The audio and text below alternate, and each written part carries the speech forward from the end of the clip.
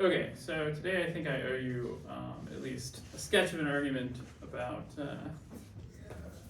what the canonical singularities in dimension 2 are. So,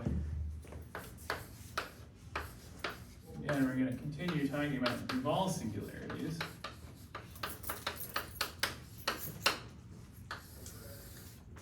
And so, I'll just remind you of a few things that we touched on last time. So these are going to be the surface canonical singularities.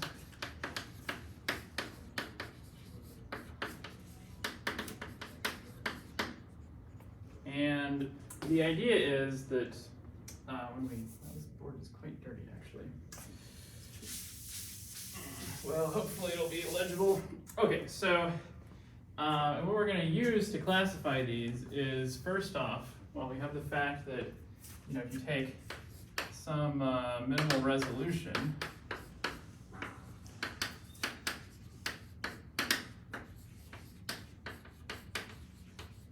well, we've shown that the minimality implies that the only discrepancies you get are going to be 0. So we have that f over star of kx is equal to ky, and then every e exceptional is a -2 curve. Okay, so that's the first fact we're going to use. And then the second fact is just one of the things we proved last time, which is that for any birational morphism of surfaces, if you look at the exceptional divisors and you restrict the intersection form to those, then that gives you a negative definite intersection form on a lattice. So the lattice of exceptional classes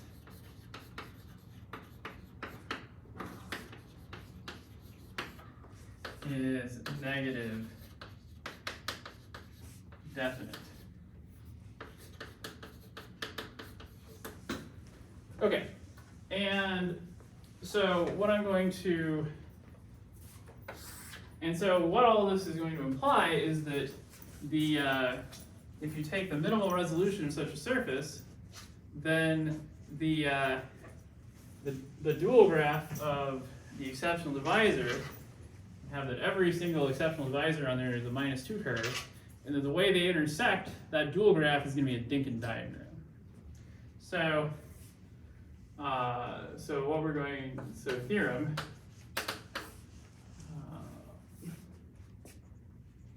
I'm going to say that the dual graph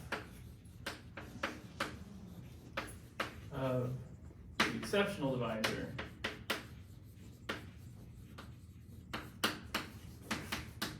let's just say exceptional divisors of y and x is a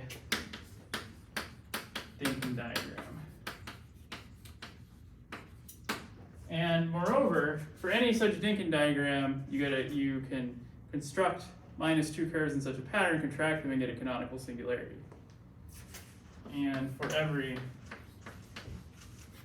Dinkin diagram,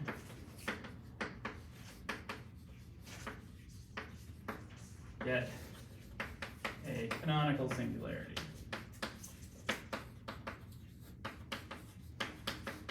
Okay, and these are the Duval singularities. Now, I'm only going to really prove the first part of this theorem. And so for the first part of this theorem is just to say, okay, if I take the resolution, I'm going to get some graph, and then that graph is going to encode the entirety of the intersection data. And so it turns out that the condition on the graph to get a negative definite matrix is exactly that you have a Dinkin diagram. So I'm going to, and so the proof of that is just to kind of, to be a Dinkin diagram, you just have to rule out containing certain subgraphs. So in particular, a Dinkin diagram, you can't have a loop, and that includes like any kind of double edge. So in other words, in a Dinkin diagram, there's going to be a unique path between any two vertices. And then you're not allowed to have, something of valence 4. So like in the D type, you have like the trivalent vertex, you're not allowed to have another trivalent vertex elsewhere in the graph. And then there's like two other obstructions basically coming from the fact that like if you try to make E8 any bigger, then you run into trouble. Okay, so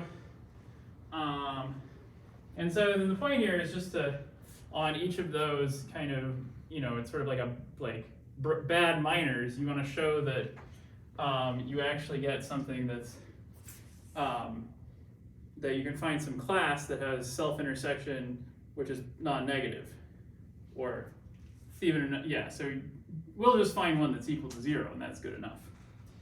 Okay, so the other part of the theorem, let's see, so based on time, I'll show you at least how to construct the singularities for type AN, and then maybe say a little bit about the E8 singularity because it's interesting. But in fact, there's just there's like a list of for each Dinkin diagram, just like an equation for the singularity for this part. So yeah, so let's start by talking about this part. So sketch of proof.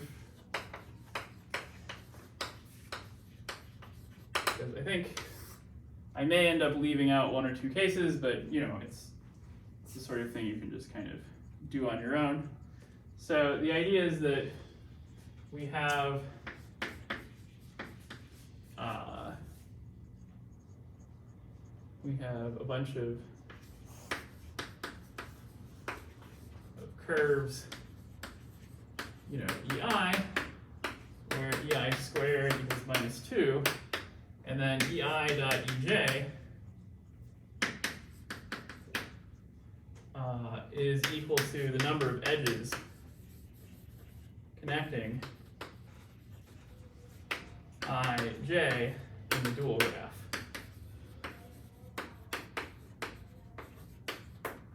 Okay, and so then what we're going to do is we're just going to prove some things about the dual graph, and that's going to work out to showing that the dual graph is actually a Dinkin diagram.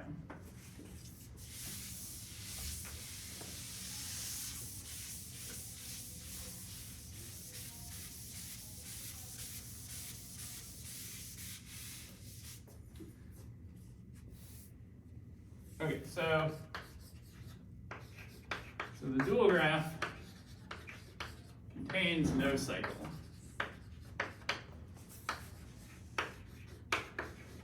So this is the first thing we have to prove. And the idea behind this is pretty straightforward. All you got to do is exhibit some linear combination of the vertices of the graph where the self-intersection is 0, or even positive, but we can find, it's pretty easy to find one which is 0. Namely, you say, okay, well, let's say we have the cycle.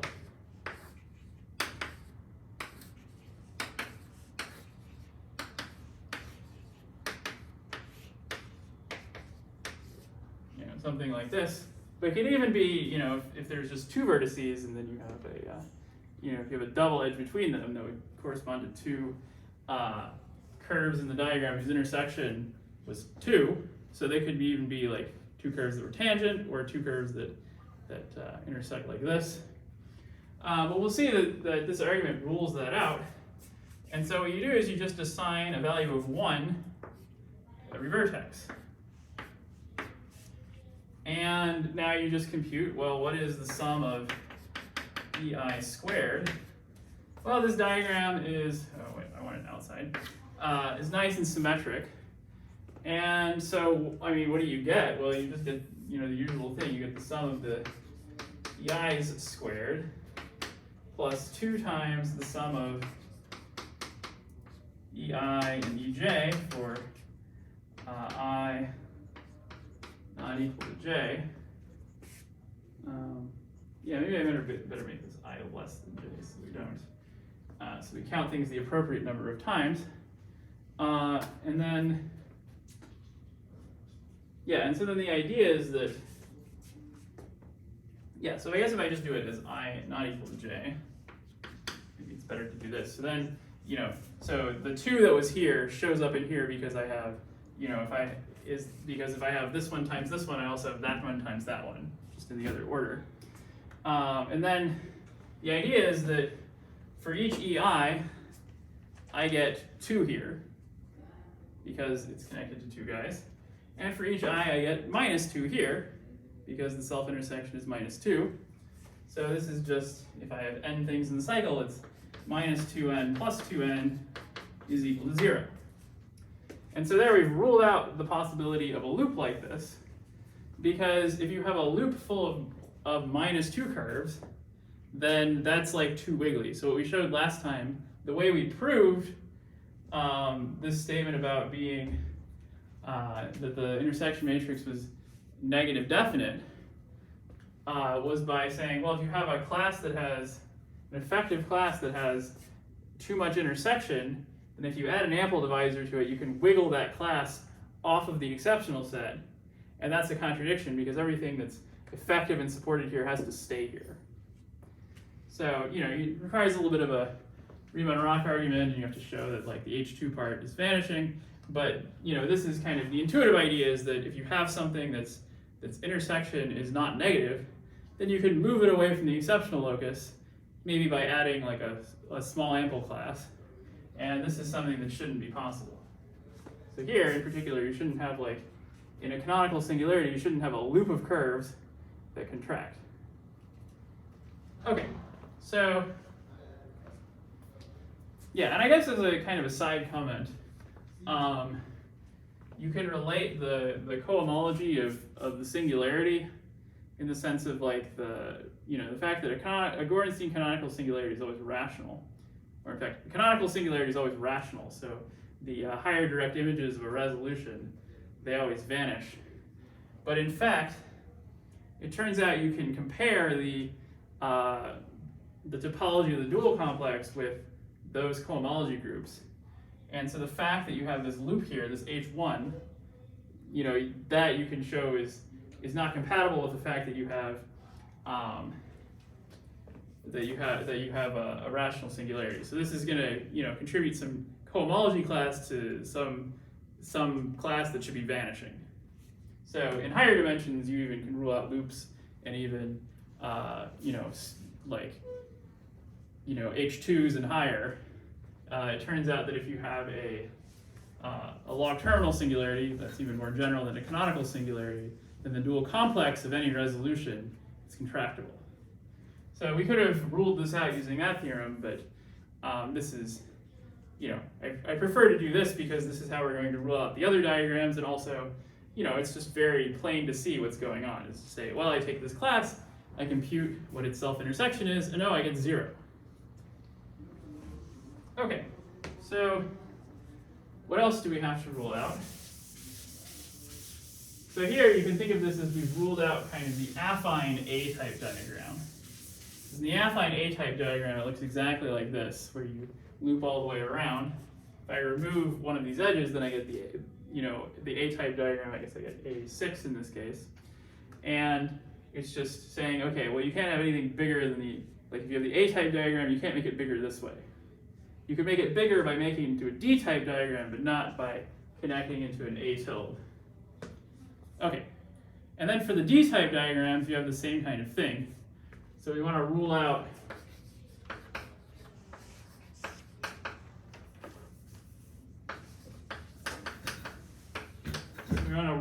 a picture like this.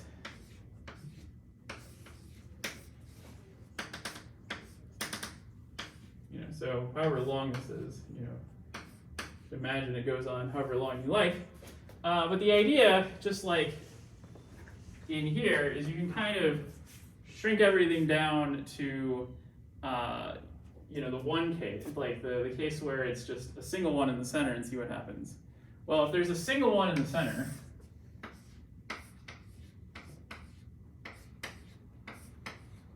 then if everything has self-intersection -2, so for this one, for it to cancel off, let's say we have one of this one, and then by symmetry, it should be, you have one on every corner. So you have a 1 here, a 1 here, a 1 here, and a 1 here. And then to cancel this off, I should have a 2 here, because, this, when it squares, I get a contribution of -2. So to cancel that, I should have a 2 here. And then 2 copies of this, its self-intersection is -4, which are canceled by the 4 corners. So So I get a 2 here. And this guy squared is equal to 0 by the argument I just gave you. Okay, and so it's, and so then the idea when you make it bigger is similar.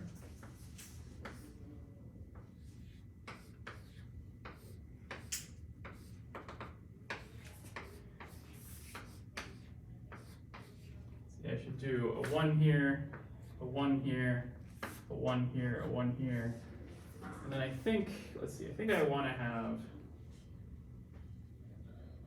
so if I have a 2 here, that cancels these. And then if I have a 2 here, that cancels these. And then if I just put 2's in the middle, then, the sort of restricted degree of this class, if you think of just how many of its neighbors does it intersect and how much, this is going to intersect with, you get the number 4, that cancels the class here. So let's see, so if I take,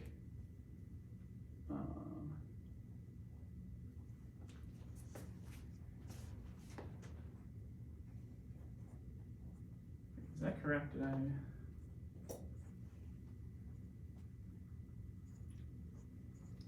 If I have 2 of this class, doesn't that give me, maybe -8?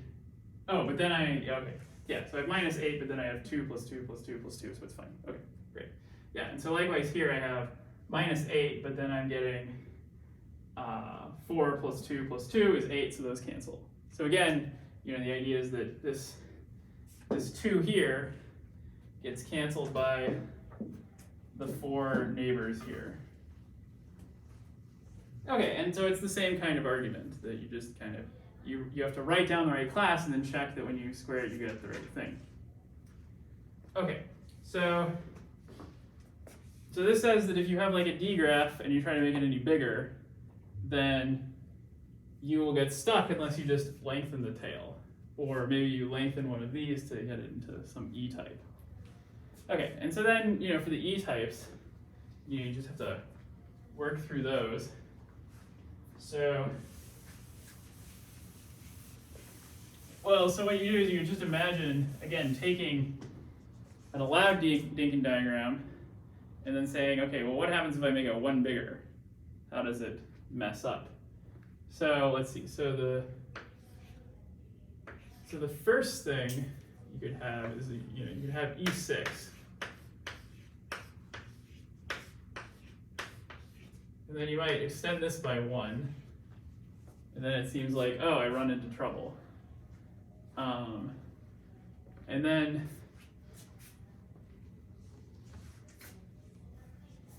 let's see. So then the idea here should be something like I have a 1 here, a 1 here, a 1 here, and then I have a 2 here, 2 here, a 2 here, and then, well, I should sum to 4 so that I should get a 3 here. So if I get a 3 here, so I just have to check at this node. If I square this guy, I get a -18, and then I have 6, 6, and 6. So this guy squares to 0.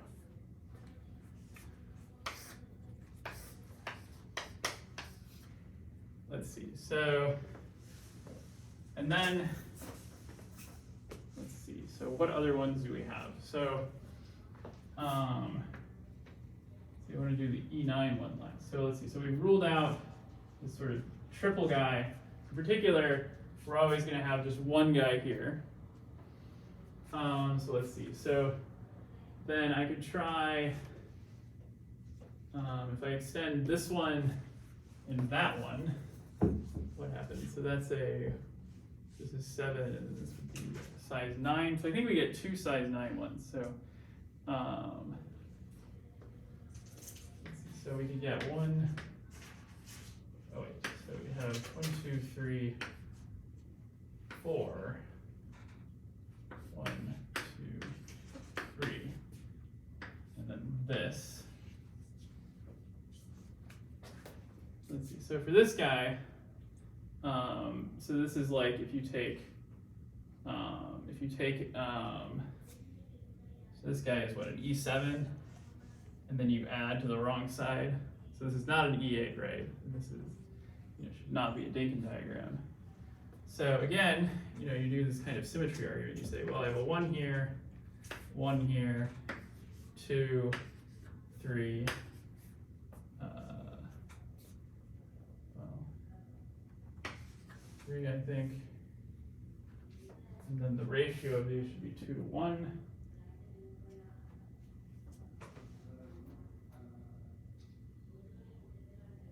Let's see, so this one,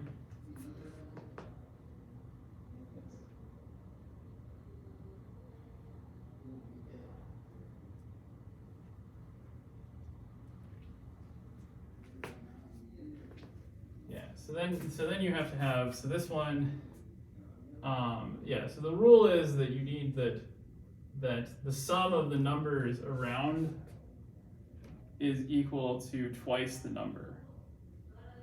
So here, I have a 2 next to a 1, that's twice the 1. 1 plus 3 is twice 2. And so then I have all these x and y. So then I should have that x is equal to 2y. And then I have that 6 plus y is equal to 2x.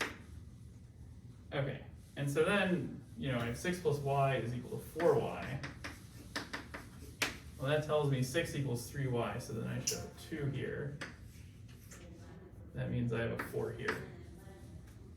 Okay, and so now you can see that this obeys the rule, because 2 times 4 is 8, 3 plus 3 plus 2 is 8, and 2 times 2 is 4. So this guy you square it, and you get 0. Okay, so now there's just one left, and that one left is going to be E9. And then for E9, we can still do this procedure, but actually there's a clever way we can cheat and just come up with the answer immediately based on work we've already done. And so for the E9 case,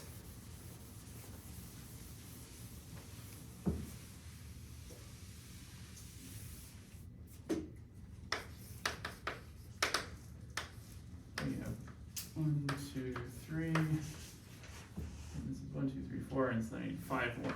1, 2, 3, 4, 5. So I would add E8 if I left this one off, but then I add one more and I have E9.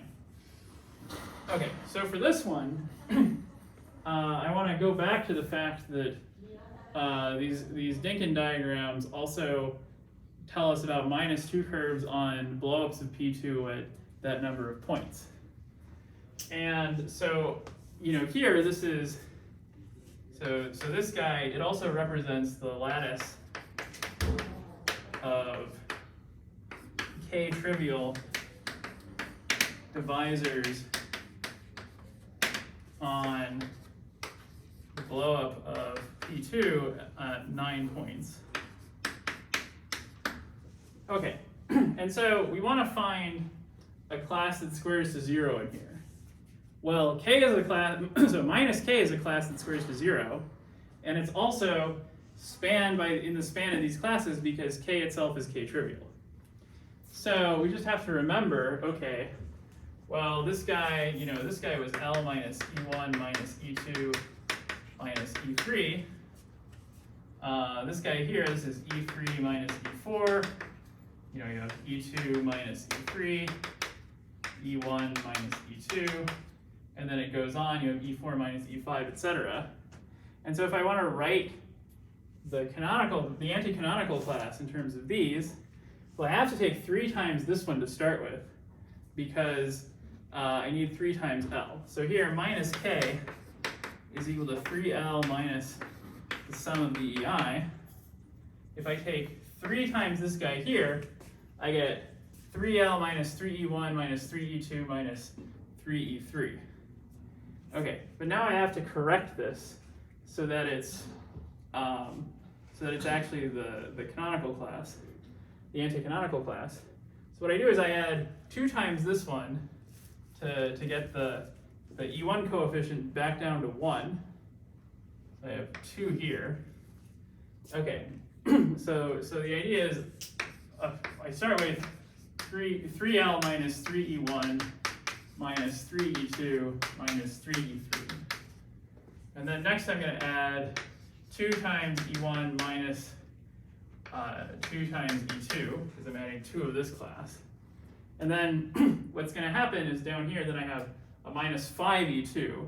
So then I have to add 4 to get this down to a minus 1. So then I have a 4 here, which is exactly what should go here, right? Because it should be twice this one. And then, well, the next one, so then I'm adding 4e2 minus 4e3. And so then I'd better have, I get a minus 7e3, so then I'd better add 6 e3s back on.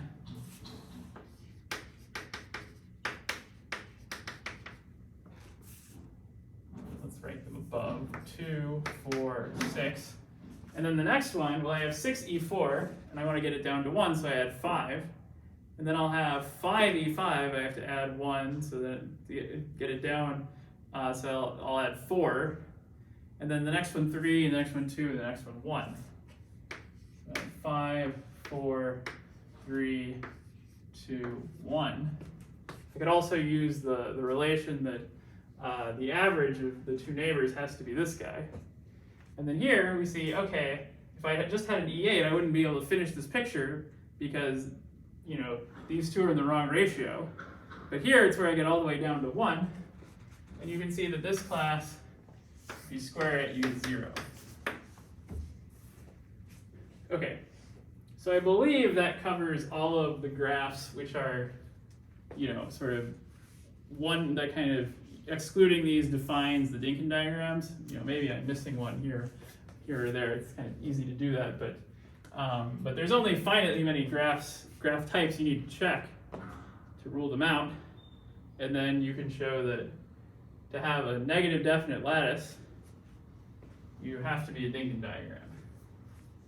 Okay, so the other side of this, maybe as an exercise, is to show that, that if you have a Dinkin diagram, then the classes do form a negative definite lattice. This is quite straightforward for the A types. I don't know if I've ever actually worked it out for the D types, but it should be pretty straightforward as well. But then the E ones are going to be the fun ones. And of course, you only have to do E8 for the E classes because, E6 and E7 are contained in there, and so you can just, remove pieces. Okay, so any questions? So far I have proved for you half of the theorem. I'm not going to actually completely prove the other half. I'll just kind of state a few results. But I've shown the half of the theorem that says that if you have a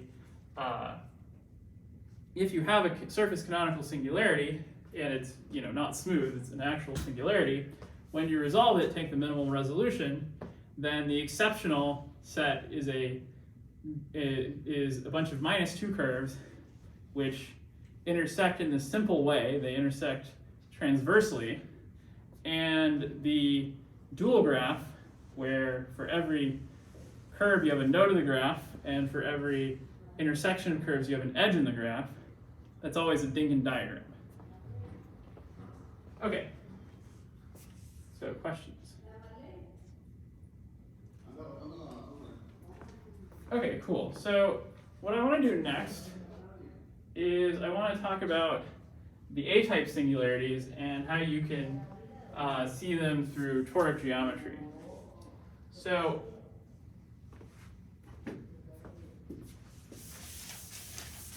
I have a quick question. yes.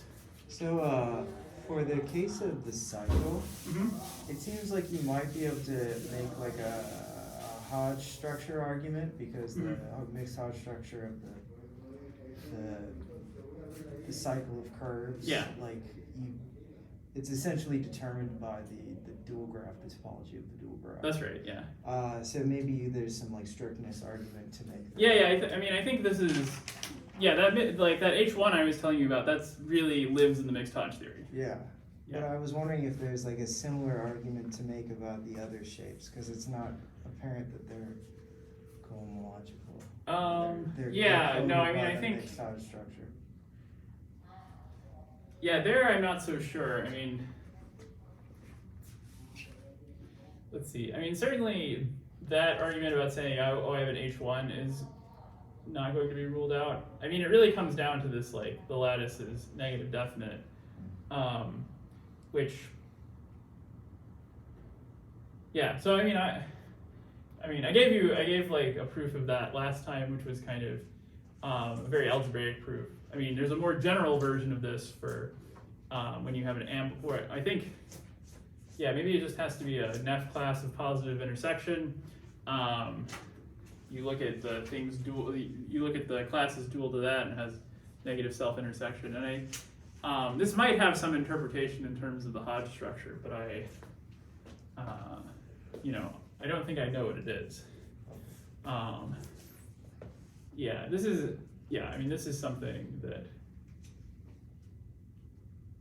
I don't know the answer to this, but I think it might have something to do with the Hodge theory, but I can't say for certain. Okay. It would not surprise me if there was like a very sort of nice Hodge theoretic argument that sort of complements this combinatorial description. Somehow, this class of singularities, they have like a large number of different descriptions, and you can. So for example, let me kind of segue into my next thing is that another way you can describe these is by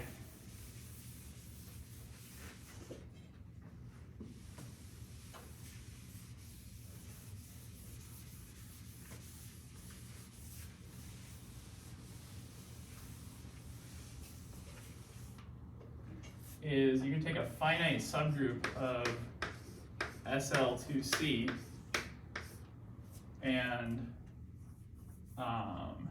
if I just take C2 among the group, then this will be some singular guy. And then it turns out what classifies these subgroups, if you want a finite subgroup, these are classified by Dingin diagrams, and it gets you exactly the canonical singularities. Now, let's see. So this was not something I was planning on getting into, but if people want to see a lecture about this, I can try and look it up. But I'm not quite sure like why these are classified by Dingin diagrams. It's like, oh, it's another thing that's classified by Dingin diagrams. It's pretty straightforward why this is a nice canonical singularity, because essentially if you have like any quotient singularity is going to be a rational singularity, and it'll actually be log canonical, log terminal, which is better than log canonical. And then the fact that you're in SL2C means that the canonical class is well defined and descends to canonical class here, which is actually Cartier. And so that's what lets you be canonical, because once you have a Cartier canonical class, then the discrepancies are all going to be actually integers. You can have non-integer discrepancies when the canonical divisor is some Vey divisor which isn't Cartier, so then you have to multiply, by some constant to get to where you want to be. But so here, if you have a G inside here, this quotient is always going to give you a canonical singularity. And in fact, you get all the canonical singularities for surfaces this way, which is not true in higher dimensions, but it's one of the nice things about surfaces, that these essentially the only singularities from the perspective of the minimal model program are quotient singularities. Of course, you can get non-quotient singularities, but they won't be log terminal. They'll be coming from things like contracting higher genus curves. But if you're just contracting like a bunch of rational curves, then you get a quotient singularity. Okay, so for the A-type singularities, then we just have that G is equal to Z mod NZ. And so for I guess maybe I should write n plus 1, because if I have 1, so for the AN singularity, I'm taking G as Z mod n plus 1Z, because for A1 I should get quotient by Z2. And if n was equal to 0, that's when I get this, that's when I get something trivial. So the AN singularities look like this. And so then the idea is your group action is if I have let's say this is, I guess this is C is some root of unity. So I have, this is a primitive root of unity. Then the representation of G is that I just take my, so this embeds into SL2C via, well, if I just think of G as just the roots of unity, I take C goes to the matrix, right? C, 0, and C inverse. Okay, so that means if I want to know what the coordinate functions are on here, then I want to take the invariants here. So these are functions on x. And so what you end up doing is you say, okay, well, I get x is going to C x, y is going to C inverse x, y. And so then you can pretty easily read off at least a few invariants, and then the claim will be these are all the invariants, or these generate the invariants. So in particular, we have that x to the n is invariant. Likewise, y to the n is invariant. And so, but if you just have x to the n and y to the n, that's not enough, because then you're just going to get polynomial ring again. But you also have that x times y is invariant.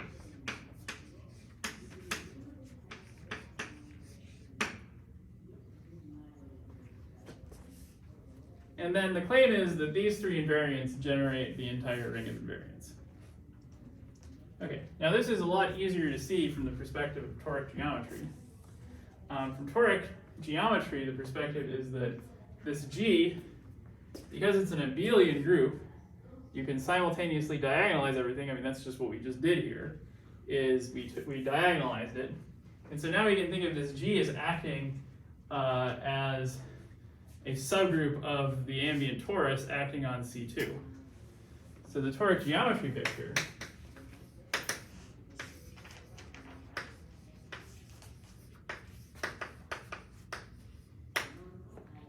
and let's say n equals 3 here, just to have like a specific case on the board, is, okay, so I have,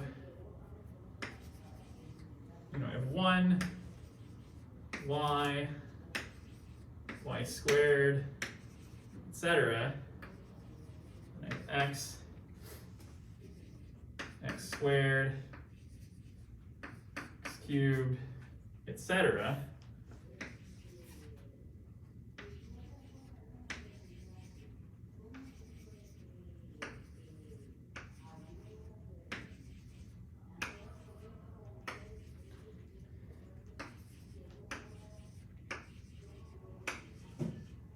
Okay, and then the idea is that every third element, as you go in the x or the y direction, is going to be invariant, because everything is going to be semi-invariant for some eigenvalue, which is a root of unity. So here, I'm just gonna, I'm gonna put a circle, triangle, or square for which semi-invariant type it is. Here I have circle, triangle, square, circle. And then here, x and y squared have the same type because it's just the inverse of the generator. So here I'm going to do square triangle in this direction. So, and then I just repeat. And so in this direction, I follow the pattern circle, square, triangle, circle. In this direction, I go circle, triangle, square, circle. And as I fill it in, well, I see, oh, I should have a circle here. And then I have a square here, a triangle here, and a circle here. I have a triangle here. And so then I have a circle here. And it should be square, triangle, circle,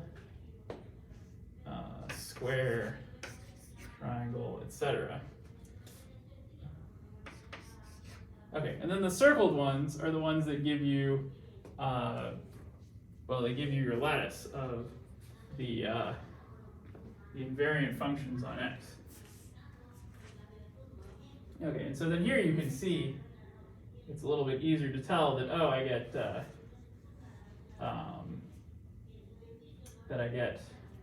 my generators are y cubed, x cubed, and then the z, which is, so we'll call this z. So here the equation is if I take z equals xy, then I make capital X equal to x cubed, make this a capital Z, capital Y equal to y cubed. And so then what I get is I get big X times big Y is equal to Z to the 3. And then I could make this 3 as large as I like. And then over the complex numbers, I can also change coordinates. So this is alpha squared plus beta squared. And then, just keeping the signs all the same. So then I have alpha squared plus beta squared plus gamma to the n plus 1 is equal to 0.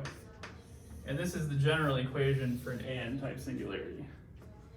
So it's actually, defined by a single, in this case we just have a single binomial, but it turns out this form is more convenient because it's going to be more like the other groups of singularities. And so here you can see this is the A-type singularity for n equals 3. Okay, so what does the resolution look like from the toric picture? Well, the thing to keep in mind here is that the, this is the tricky thing in toric geometry sometimes, is that you didn't really change the cone. The cone is still like the same, but the lattice is different. So, this cone is still the positive cone and the cone of the positive orthant, but because we changed the lattice by taking this quotient, we replaced the non-singular thing with a singular thing. Okay, so the picture, if we want to think about this in the fan picture, and the reason we want to look at the fan picture is because birational transformations are way easier in the fan picture. So in the fan picture, again, you have the same cone, and then the lattice is just the dual lattice. And so here, the idea is that when you take the quotient, you've made the lattice smaller because you're taking invariance. Well, in the fan picture, it's like the lattice gets bigger because you have fewer things, so you have more functions on them. So you have more things. So any function that had a value of 1/3 here and like 2/3 here would still be legitimate because they would have the value of an integral value here, here, and here. So the lattice gets bigger. So what is the picture?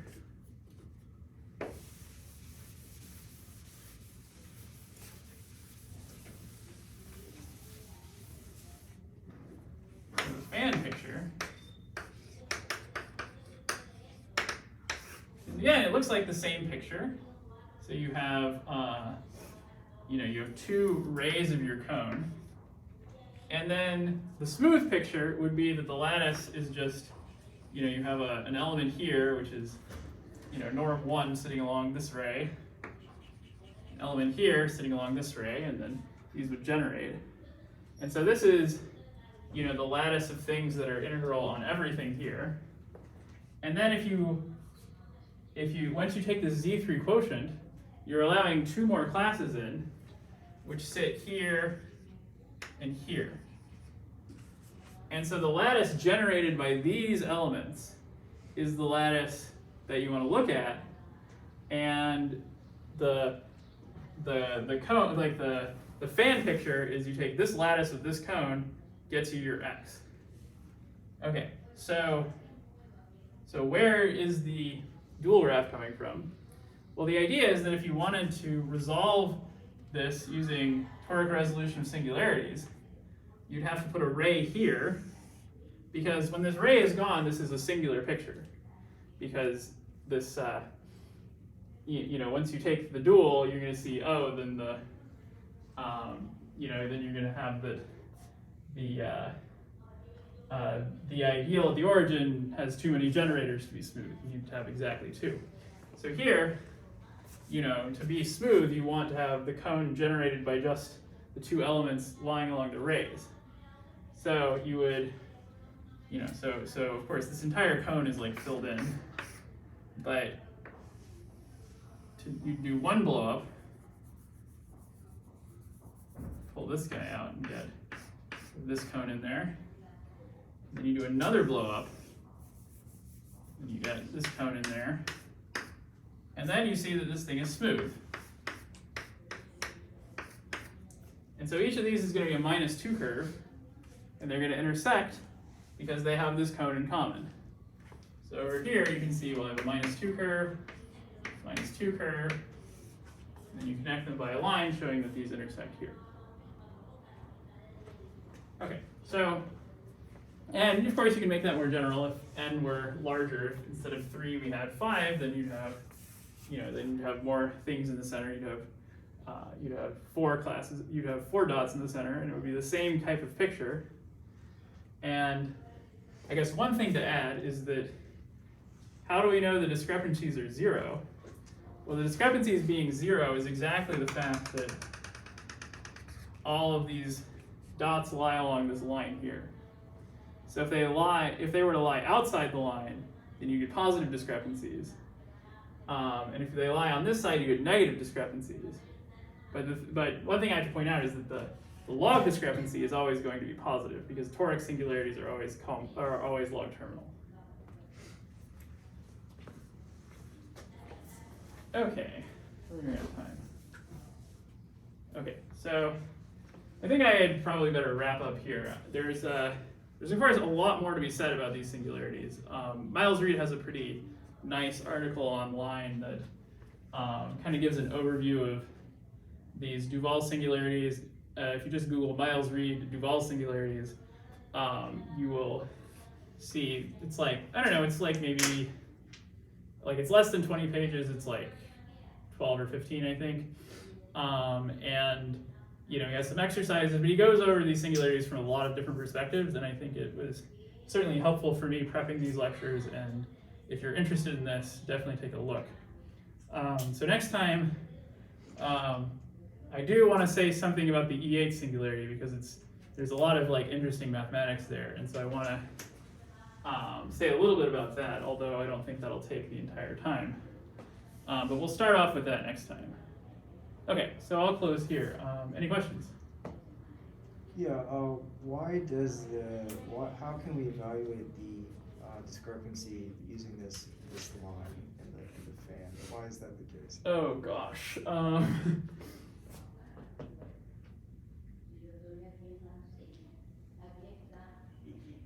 Okay, yeah, so the idea is that